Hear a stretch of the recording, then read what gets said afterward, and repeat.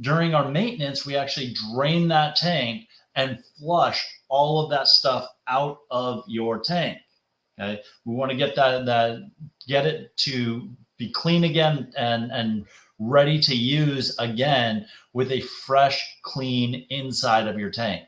It's kind of like sending that jug of water through the dishwasher. You want to make sure that is ready to use for your next dinner party when you put it out there on the table, and it doesn't have a ring around it or sediment sitting in there.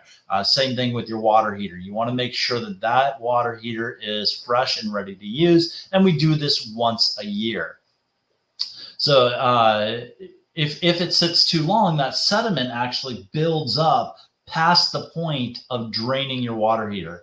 There's a spigot on the bottom of your water heater that we hook a hose up to drain that water heater. If that sediment actually goes above that, it's nearly impossible to drain that. We can sometimes get in there and break it loose, but if it's too much and it's been too long, it just becomes a solid rock right there, and there's no fixing that. And then your water heater just basically has a rock at the bottom that's keeps building up.